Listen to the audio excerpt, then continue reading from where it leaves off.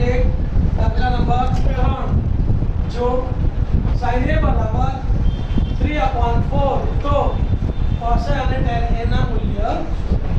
ધ્યાન આપજો વિદ્યાર્થી મિત્રો આ એવો દાખલો છે કે જેમાં તમને ત્રિકોણમિતિય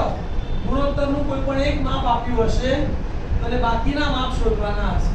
તેના માટેની આ સ્પેશિયલ રીત છે કે પહેલા તમારે એક ત્રિકોણ ધારી લેવાનો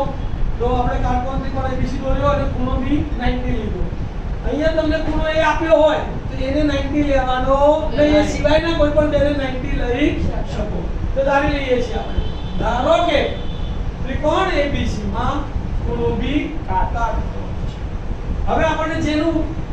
મૂલ્ય આપ્યું હોય તે ત્રિકોણમિતિય ગુણોત્તર લેવાનો તો હવે sin a બરાબર 3/4 તો sin a નું સૂત્ર શું સામેની બાજુ છેદમાં તો સામેની બાજુ કેટલી છે 3 તો આ a ની સામેની બાજુ કઈ આવશે BC તો ધારો કે BC બરાબર 3 એટલે 3x અને પછી કર્ણ કેટલો છે 4 તો કર્ણ કોણ છે AC તો AC બરાબર 4x આ 3x છે આ 4x છે કર્ણનું માપ 4 છે એટલે 3/4/5 વાળું દ્વિતીય સમ અહીંયા ચાલશે તો હવે પાયથાગોરસના પ્રમેય મુજબ ab² + bc² બરાબર ac² તો ab ની વેલ્યુ આપણે શોધવાની છે એટલે ab² ના ab² bc ની જગ્યાએ 3x નો વર્ગ બરાબર ac ની જગ્યાએ 4x નો વર્ગ તો માટે ab² + 3 નો વર્ગ 9 x નો વર્ગ x²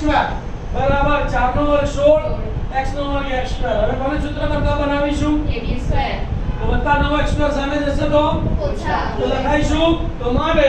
ab² બરાબર 16x² - 9x².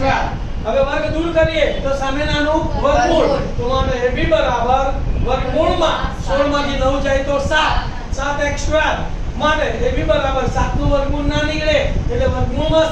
7 x² નું વર્ગમૂળ x તો માટે ab બરાબર વર્ગમૂળમાં 7x આપણે શોધી કાઢીએ ab ની વેલ્યુ બરાબર. ચલો હવે બાળકો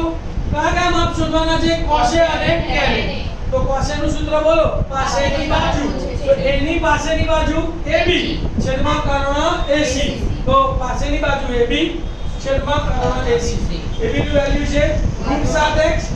ac ની વેલ્યુ છે 4x x ઉડી ગયા તો બરાબર વર્ગમૂળમાં 7 છેદમાં વેલ્યુ શોધીશું તો tan a નું સૂત્ર શું છે સામેની બાજુ છેદમાં પાસેની બાજુ તો આ ખૂણા એની સામેની બાજુ કઈ થશે BC એની વેલ્યુ કેટલી છે 3x એની પાસેની બાજુ કઈ છે AB